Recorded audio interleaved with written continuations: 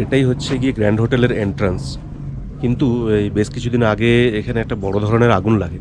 সেই আগুন লাগার পর ওই মেন গেটটা প্লাস ওইখানে যে বিল্ডিংটা ওটা পুড়ে যায়। তো সেই কারণে এখন এই মেন গেটটা বন্ধ আছে, ওর পাশ থেকে একটা সাইড থেকে একটা রাস্তা আছে, ওখান থেকে ভেতরে এখন গ্র্যান্ড হোটেলে ঢোকা যায়। খুবই দারুণ মল রোড আছে, মল রোডের জাস্ট ওপরেই এই গ্র্যান্ড হোটেলটি রয়েছে। একদম খুব সুন্দর পজিশন এটা। মানে এখান থেকে আপনি যেখানেই বেড়াতে যান না কেন, এখান থেকেই সমস্ত কিছু বাস বলুন, বিভিন্ন ধরনের গাড়ির বুকিং বলুন, সব কিছু এখান থেকেই পেয়ে যাবেন।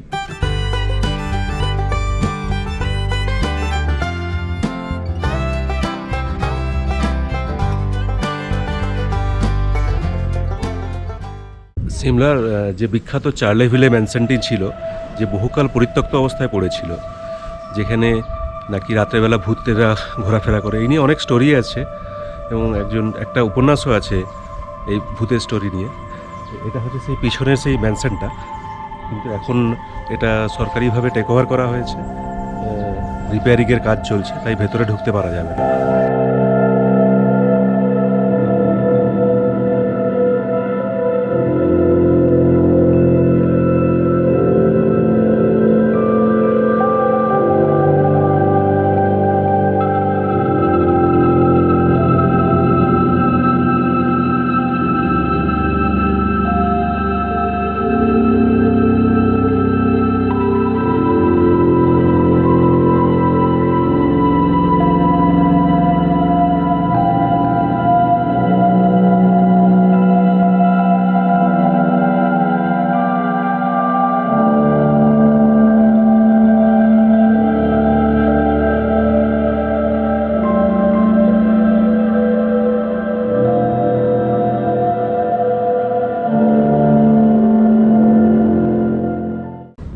এখানে যত বিল্ডিং আছে সব ভীষণই পুরানো, সেই ব্রিটিশ আমলের বিল্ডিং। প্রত্যেকটা বিল্ডিংয়ের স্ট্রাকচার দেখলেই মনে পড়ে যে এগুলো এখনকার তৈরি নয়, অনেক পুরানো দিনের বিল্ডিং, এগুলো ঐতিহ্য বহন করছে সেই ব্রিটিশ সময়কার।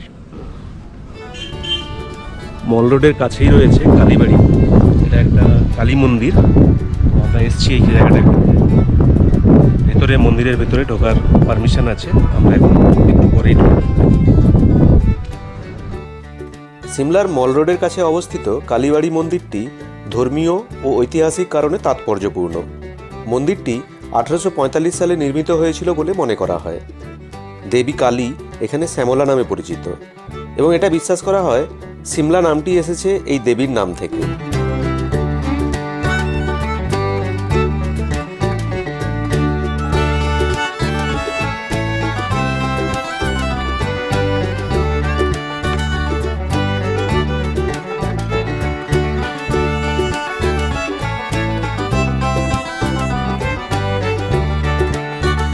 खुल गया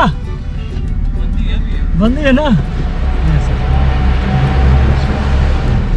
এটা ইন্ডিয়ান ইনস্টিটিউট অফ অ্যাডভান্স স্টাডির মেন গেট, কিন্তু এখন করোনার কারণে বন্ধ আছে, সেই কারণে ভেতরে যাওয়া যাচ্ছে না।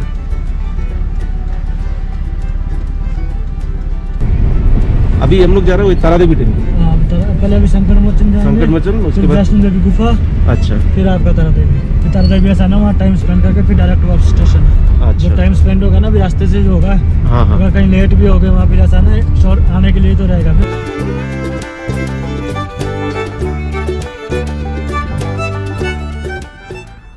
এসে গেছি সিমলার বিখ্যাত সংকটমোচন মন্দিরে। কোভিডের কারণে ঢোকার সময় টেম্পারেচার চেক হলো, আধার কার্ডের নাম্বার নেওয়া হলো এবং আমরা কোথা থেকে আসছি সেগুলো জানতে চাইলো। এরপর আমরা মন্দিরের ভেতরে ঢুকবো।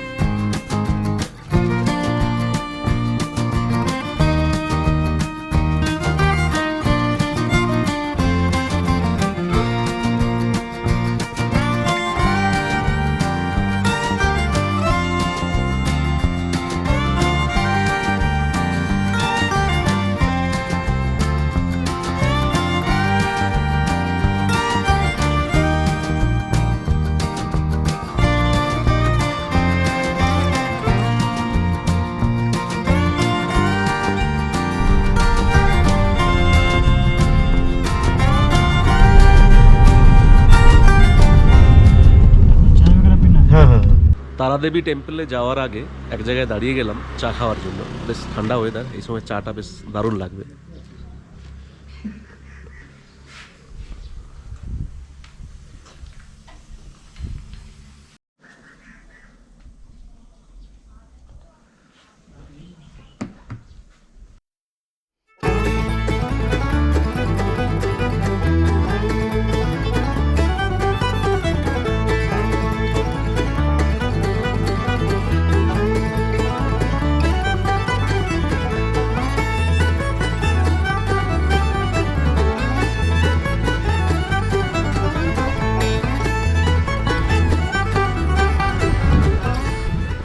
সিমলার একটা উঁচু পয়েন্টে আছে তারাদেবী টেম্পল। আমরা এখন চলে এসেছি, নিচে গাড়ি দাঁড়িয়ে গেছে, আমরা এবার হেঁটে উপরে উঠছি।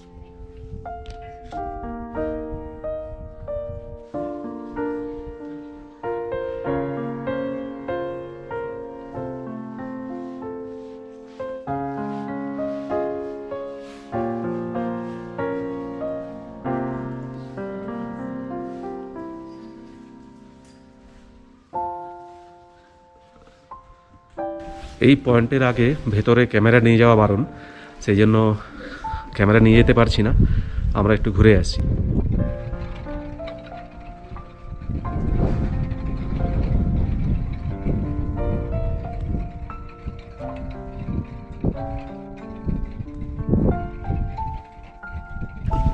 পেছনে যে স্ট্রাকচারটা দেখতে পাচ্ছেন, এটাই হলো গিয়ে তারাদেবী টেম্পল।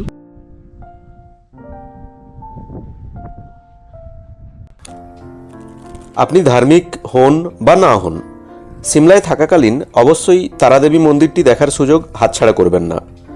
তারা পর্বত নামে পাহাড়ের উপর অবস্থিত মন্দিরটি 250 বছরের পুরানো বলে মনে করা হয়। স্থানীয় বিশ্বাস অনুসারে মন্দিরে স্থাপিত কাঠের মূর্তিটি পশ্চিমবঙ্গ থেকে আনা হয়েছিল।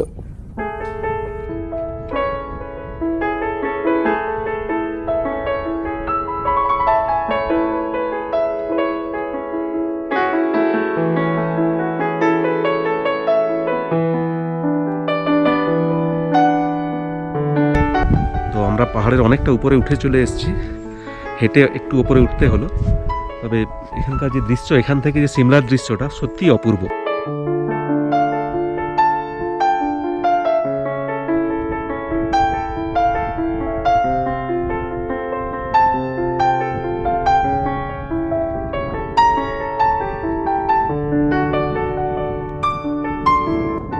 দূরে দেখা যাচ্ছে সিমলা শহরটা, দেখা যাচ্ছে। কোভিডের কারণে অনেক স্টেটই সমস্ত কিছু নর্মাল করে দিয়েছে, কিন্তু এখনও হিমাচল প্রদেশের বেশিরভাগ টুরিস্ট স্পটগুলো খোলা হয়নি। যেগুলো ন্যাচারাল টুরিস্ট স্পট সেগুলো সবই খোলা হয়ে গেছে, কিন্তু অনেক মন্দির বা অনেক ইনস্টিটিউট যেগুলো সিমলার মূল অ্যাট্রাকশন, সেগুলো কিন্তু এখনও খোলা হয়নি। তো সে কারণে তারপর থেকে সব থেকে বড় এবারে আশাহত হলাম যে জানুয়ারি মাসের শেষের দিকে এলাম, অথচ সিমলাতে কোথাও বরফ নেই। সিমলাতে বরফ পাই না পাই আশা করেছিলাম যে কুফরিতে নিশ্চয়ই বরফ পাবো, কিন্তু কুফরিতেও এখানে বরফ নেই। এখান থেকে অনেকটা দূর যেতে হবে, প্রায় 70-72 কিলোমিটার জার্নি করে। ওখানে নাকি বরফ পড়েছে, তাও বেশ কিছুজন লোক বলছে গিয়ে লাভ নেই, কারণ এমন কিছু বরফ নেই যার মধ্যে মানে আনন্দ পাওয়া যেতে পারে। তো সেই কারণে আমরা ওই জায়গাটা যাওয়ার প্ল্যান ক্যান্সেল করেছি। এখন সিমলার লোকাল যে জায়গাগুলো, টুরিস্ট স্পটগুলো ঘুরে ঘুরে দেখছি, আপনারাও সঙ্গে থাকুন। শহর দেখতে পাচ্ছেন, এটাই হলো মূল সিমলা শহর। আমরা একদম এতটা উপরে উঠে এসেছি যে সিমলা শহরটা পরিষ্কারভাবে এখান থেকে দেখা যাচ্ছে, আপনাদেরকেও দেখাই। সিমলার তারাদেবী মন্দিরের পাশ থেকে একটা রাস্তা চলে যাচ্ছে একটু পেছনের দিকে, 200-250 মিটার দূরে। ওখানে একটা পুরানো শিব মন্দির আছে, তো আমি এখন ওই শিব মন্দিরের দিকে যাচ্ছি।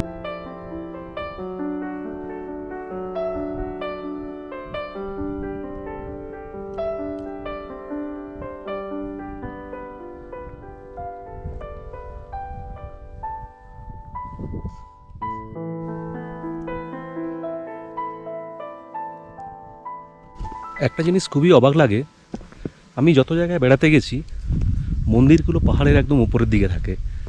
আজ থেকে কত বছর আগে, হাজার হাজার বছর আগে এই মন্দিরগুলো স্থাপিত হয়েছিল, কিন্তু এত উপরে এসে যারাই মন্দির স্থাপিত করেছিলেন সত্যিই ভাবলে অবাক লাগে।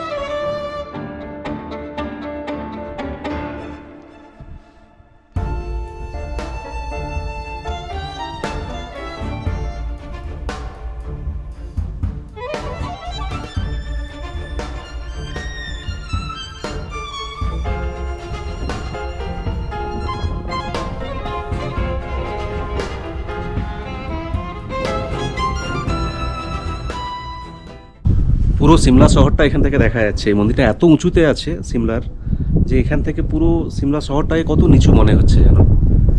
আমরা যে হোটেলে ছিলাম ওই ওখানে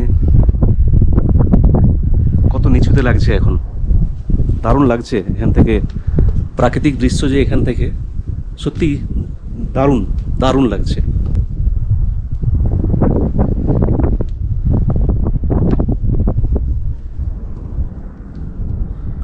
এখান থেকে একদম গভীর খাই, সোজা ঢালটা নিচে নেমে গেছে।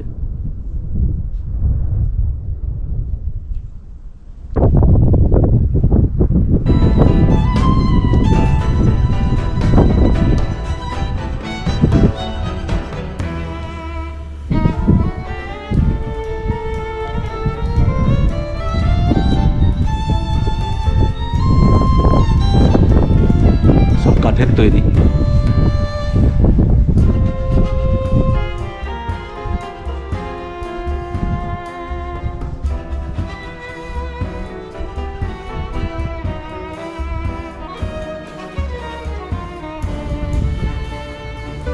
ওই দূরে কালী মন্দিরটি দেখা যাচ্ছে।